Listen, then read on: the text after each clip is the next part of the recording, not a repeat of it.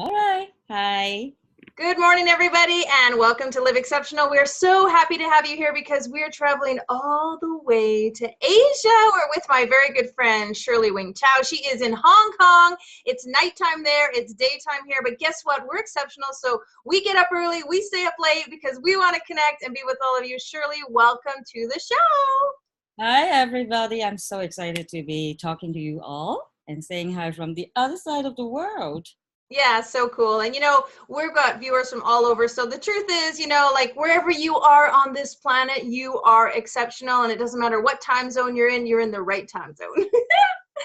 So, Just Shirley, like a we're going to signal, dive right? right in, see what's up with you. Okay. Tell us a little. I like to ask my guests, can you tell me 3 things you've done in the last 12 months that you would kind of say is pretty exceptional? Wow, 12 months. First of all, I produced my first philanthropy concert on Father's Day. And that was really moving because I basically told my whole life story, but in a very light, fluffy, and kind of loving way. And I showed pictures of myself and I listed 12 qualities or mantras that I live by that basically navigated my life through many different trials and triumphs, and how I just evolved from going from a very vivacious child and then losing my mother at a young age and then going through all kinds of like emotional challenges to just really finding myself again and just being a 4-year-old, living life like every day is a new game. And hey, when I wake up, what's up? What can I find that is so interesting and adventurous? And so I just talked about that, and everyone beamed at the end, and we were able to raise some funds for Plan International. It wasn't a lot of money, but it was a very good beginning. And so it was basically a mission that I felt for quite some time, and I put it into action and nailed it. And so now in the coming up like the end of May, I'm producing the second concert. And this time I'm talking about women. I love that. We love talking about women. And what an incredible moment for you to sort of take some of your life experiences and some of your pains and sorrows, and you created it into a concert. Can you tell us a little bit about that, about your gift, your absolute talent to the world? Thanks for bringing that up. Basically, I think as a daughter, a second daughter in a traditional Chinese family, I was very fortunate because if I didn't have the gift of music, performance in terms of playing the piano and singing and also conducting and being bossy, which is important, well used, I was able to conduct and collaborate and create chamber music at a very young age. And that's basically something that my father gave me. Um, so this gift allows me to really just keep myself company and make friends with others, and also create a lot of different special moments in life, because a lot of musical compositions are very therapeutic, and they just really represent like they're like sounds from heaven, right? Or all different dimensions, really. Yeah. And so being able to follow a discipline at a young age, to pursue excellence and then have friends, because when you make chamber music, when you sing in a choir, you will have to learn to work with others and extend yourself, right? And appreciate other people. And so that allows me to form a community. And then going back to what you were saying, well, what's so extraordinary about the last 12 months? I actually started a meetup in Hong Kong that is good for any people who love music or love singing. Without any musical background, they can come and they will join me and my friends, and we will talk about different songs and sing them and perform them and just share, what we know about those songs. And at the end of the meetup, we will go eat and we will talk. And so I guess, having some kind of a gift, yeah, is very, very helpful in life, because whenever you feel like you are alone or you're lost or you're going, like nowadays people just travel all over the world, right? I started traveling when I was very, very young, going to different places in the world and just, work or live. And when I'm by myself, I can just sit down at the piano, I can compose, or I can play a nice song. When someone has, a happy birthday celebration and there's nobody playing the piano, I just sit down and then I make friends. So, it's that kind of, yeah. That's a wonderful gift. And I so agree with you that, music really transports us. And when you think about so many times in our lives, celebration is music, meditation, we use music, dancing, love, romance, we use music. There's so many beautiful emotions that come through music. And for our viewers, for some of you who are, challenged or stuck or not sure exactly what, how to get going, I'm sure Shirley would be one person to say music can really help motivate you. Mm-hmm. Exactly. And there's so many different moods. And you can just be cranky and you go on the piano and boom, boom, boom, boom, boom. Like if you have a son, right? Or a daughter, she's very frustrated and she feels like nobody understands her, or she just has so much energy. Just let her go to the piano, go to the drums, right? And just bang, bang, bang her way away. Then now all of a sudden she comes down and she's a doll again. Can you tell us the virtues, some of your 12 virtues that you express? Give us some of the key ones. Well, the first thing is actually authenticity. I'm a really big advocate, of being oneself and knowing who you are at a very young age. Basically, every child knows who they are. And it's through different, influences from peers or parents or society that we start saying, okay, is it safe for me to be this or that? And then slowly we kind of crawl into a clam, yeah? And in extreme cases, we totally forget who we are and we then suffer in different forms. But if we stay true to who we are and we let the world know gently, right, then it's very, very nice, because whenever you feel, you're not understood, then you have a way of just letting the world know, I'm not trying to be offensive or I'm not going against your wishes. I'm just trying to love myself and respect myself as I respect you. So authenticity is very important. And then I think courage is very important. I always tell my students a lot of times, one of my greatest adventures happened when I was 19.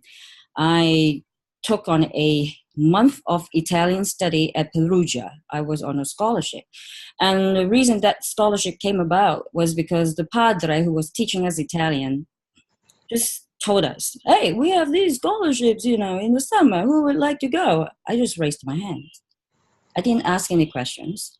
I just knew, wow, this is good stuff. This is special. Go. So that's courage, right? Now, where does that courage come from? Of course, that may be a little bit of the genetic makeup, but just being free to experiment and make mistakes in childhood, that I think is very important. And so when I coach students, when I put on productions, when I teach them to sing and dance, I would just ask them to be themselves and just make silly moves and fall and then pick themselves up. Then in that discovery, they know who they are and who they're not, right? Another thing is also hope. Clinging to hope is very important. Having faith, and this faith doesn't mean religion necessarily, right? Faith in oneself, faith in the future that we can create for ourselves. And then also just a diversity, a sense of diversity, right? Going to different places in the world, tasting different foods and making friends with different people, right? That is so amazing to me. Because when you have a perspective, right, about all kinds of people and cultures and different experiences, then that openness allow you to be just so much bigger. And then you see just, the universe is just so huge and you're just part of it. So it's a very nice kind of feeling, from within. And then it translates into an energy. When people look at you, right, you're a stranger, you come, around a corner, they know that you're an open person. They can feel your energy. Then they're more likely to be friendly to you, right? And you make friends so much easier. So it's qualities like that, And they all take a little bit of practice. I know with my kids, and even with my new soon-to-be stepkids, there I'm teaching them, like, you have to have the little mini wins. You have to have the little moments where you try a little bit. You try something that's a little bit safe. You try something, you know, you put your hand up a little bit, but you try little tiny things along the way, and it's a muscle that you expand and you grow on, and then it gets easier and easier. And Exactly. ultimately, everybody wants the same. When you come around a corner and someone else is coming around a corner, they just want to be joyous and happy and make friends too. I mean, people ultimately, everywhere we travel, they just genuinely have a good heart. I really feel that. I think you were totally spot on, because when I was like recovering from my mother's passing, when I was just turning 10, 11, I remember for the longest time, I would just cringe when I had to go to lunch on my own, because I felt like the whole world was laughing at me. Oh, you by yourself. Oh, you're a sucker. Oh, you have no friends. Of course, it wasn't that case, right? But it took me a very long time to learn that no, no, no, it's not like that. The whole universe is with you. The birds are with you. The plants are with you. And everyone is actually around you. All you have to do is open up. So, like you said, it takes a little step at a time. And you start to learn to be courageous, learn to kind of live with the fear or the embarrassment that you feel, but you still push yourself a little bit, right? To say the hi or say the hello, right? And one of the things that I found that's really amazing the last, I would say 20 months or so, is that because I found my 4-year-old self, I'm so bubbly all the time, um, I become very light. And in doing so, in feeling so, I had this feeling of asking everyone, hey, what's up? Right? So I started talking to a lot of people in my neighborhood. And then the florists are giving me free flowers. And the baker is giving me free cookies. And then you start talking to them, you become friends. And so, like you said, you know, once that muscle gets stronger and stronger, you become an expert, you know. You know, one thing I really admire about you, and I'll always remember it, you are such a strong, confident, powerful woman, and yet you are so soft and lovable and caring and charismatic, and you have such a beautiful energy. And there is this, you know, very strong, soft, powerful, loving person in you. And I admire that as a woman, because a lot of women, you know, become hard and tough, and they forget their feminine side, or they become feminine and, you know, helpless, or, you know, they acquiesce and they forget that they have their strength. And that's a real gift that I've always noticed in you. Did you develop that? I mean, especially since you lost your mom, this is an incredible gift that you've been given. How would you say you developed that without having her as your role model? Well, first of all, it was really kind of you. And you are actually an angel too, that I remember meeting you. It's like, whoa, who is that? This halo around you. Um, Actually, there is a very close friend in my life right now, and her daughter is 12, 13-ish, that age. And she's going through some really amazingly difficult situations right now. And when I talked to her, I said, you know, sometimes is that kind of a dire situation that with hindsight, one day you will thank it so much. Because when you are put into that situation, then you really know what truly matters, right? So it took me forever to really stand back on my own feet. From the age of 10 up till about 16, I was very, very sick. Because emotionally, I was just dying, but there wasn't a way for me to really get healed. Even though I was doing a lot of musical things and I was leading a school and getting a lot of recognition, all that really didn't matter. It's just like people when they're famous, right? And they're rich. Yeah, maybe at the beginning it felt really great, but ultimately it's really love and connection. This love and connection with the exterior, with the outside, with the world, and also with yourself. When that inner connection is amiss, wow, that's not a good situation, right? But when your inner self is so strong and so nurtured, when you don't need much, when you can appreciate everything at all times, you have that halo effect, right, that you create for yourself. Then all of a sudden, things just start falling into place, and you see exactly, actually throughout my life, and I talked about that in my first concert. It was two music teachers who literally saved me. And what was so extraordinary was that they started telling me, "Hey, Shirley, I think you should sing solo." I'm like, "Huh? What?" Shirley, I think you should be conducting the school choir. You're 13, but I want you to conduct the kids, in the 12th grade. I'm like, "What?" And they started calling me at home after school. Now, who would call a student and talk for like 2 hours every day? They took turns doing that because they knew I didn't have a mother.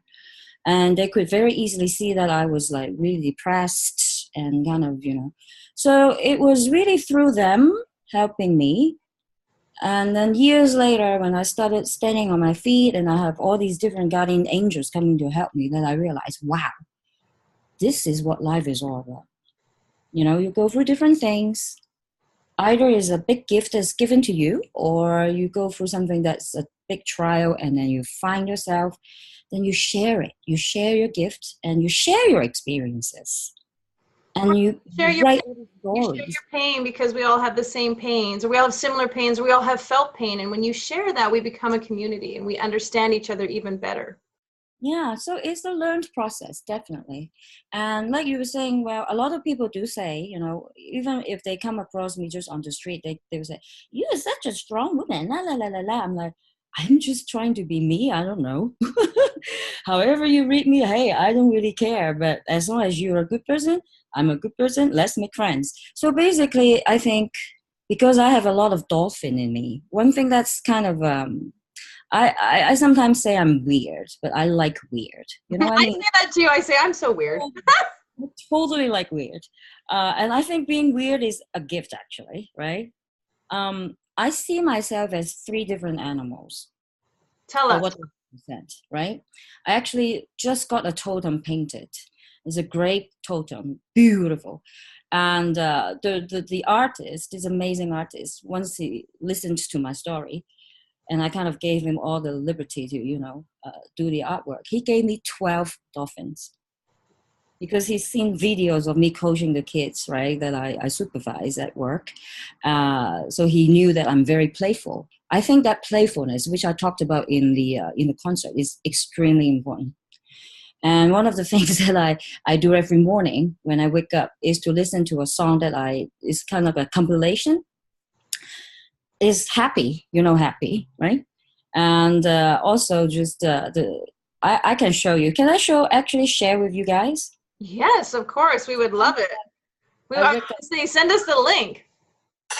You hear this? Right? So this is the first part. So I feel good. Right? Then I go to, and this is when I'm brushing my teeth and I'm shaking my booty, right? Right? And then the last one. See? Uh-huh. Hallelujah. Woo! Right? Fantastic. That is so great. I was just talking to also this morning to my kids. Like, I like to listen to motivational speakers in the morning while I'm getting ready, and it just gets me going for the day. Mm-hmm. Yeah. We have to do that. It's a choice, it's a determination. It's like yoga, is like making great bakery goods, and like anything is a mindfulness, and then a routine, a practice, and then you become a master at it. Yeah, absolutely. I want to share with you, when we were in Mykonos together, we were at a large table. There was probably about 30 people at the table, and we all were ready to eat, and our wine and our beverages had come, and we all stood up. Shirley stood up to say a toast to the table. It was so beautiful. And then people just sort of, really routinely started clinking glasses, and she stopped us all and said, "When you cheers and toast with someone, you must look them in the eye." And the whole table stopped. And the whole energy shifted, and everybody went from eating and just doing their thing to actually looking at their neighbor and looking at each other and looking in the eye. And it was just such an amazing connection. And you may not even remember, but I came home with that story. Yes, you were amazing. It was beautiful. And I told my, yes. And I told my kids that story because my kids, their dad is Greek, and lots of times we always, cheers or opa, or we do that as, just sort of a little custom in our Greek family. But I said, you know what, my friend Shirley told me that when you cheers, you have to look people in the eyes. And my daughter has taken on that mantra like no tomorrow. It won't matter where we are, what holiday is, who's there, how many people are there. When we go to clink glasses, she will tell everyone, now you must look each other in the eye. Wow. And she has carried that with her since, 2 years since that happened with you and I. And I think it's so beautiful because that experience happened to me. I have shared it. Now it's instilled in her. She will carry it on. And she has this incredible energy that when she does that, it brings everyone at the table back to present and back to mindfulness. So thank you for that. Wow, that's so lovely. That really made my day. Yeah, it's beautiful. And one of the reasons why I've been, on such a high for so long, because I went back to Hong Kong for about 11 years now. And what I do in Hong Kong is basically just coaching and supervising a bunch of kids, and 1,200 in total. I put them on the stage, create musicals and concerts for them. But it's really in the process that I find who I am and who they are. And I routinely tell them, it's okay to not know your music. It's okay to not understand what the teacher is saying, as long as you let us know. Now, how do you let us know? By being honest to yourself and to the others. And once they have this idea that, oh my God, when I don't know something, when I can just, authentically tell everybody I need help, actually my teacher appreciates me more than if I was just telling a lie. So I started seeing kids shifting, and now every single time they walk into a classroom, I teach them, okay, you have to look everybody in the eye, you have to say hello to everyone, particularly the teachers, right, and your friends, and I teach them how to make conversations. Because particularly Asian kids, one of the reasons why I will be doing something really I think is important, starting in Hong Kong and later maybe, elsewhere, is to really advocate emotional intelligence and emotional wellness. We have all seen, reports and maybe even personally know friends or relatives who have known somebody who has taken, the wrong turn because they just cannot resolve their personal problems, or they think that in Asia particularly, when going to school and trying to get good grades is just too much, right? And they went to the other, the wrong end. And I just really want to stop that. One of the ways to be emotionally whole and well is to know what you're feeling and find a way to tell people, so. To be emotionally well is to know how you're feeling and to be able to share it. That's beautiful. It's very important. Yeah. I love that. For 10 people you tell, maybe 2 people will understand you, the other 8 don't. So then I will give them tools to say, okay, then I will go to those 2 people and not worry about the other 8. That's a gift. That's a gift for me today. That's a gift in my life and in my family and with my kids. I love that, to be able to say how you're feeling and to be able to share it. It's fantastic. Now, share with us before we end what's happening with you that's coming up right away this weekend. It's coming up at the end of the month. What are you doing? Yeah, I am presenting a concert called The Wonder in Every Woman.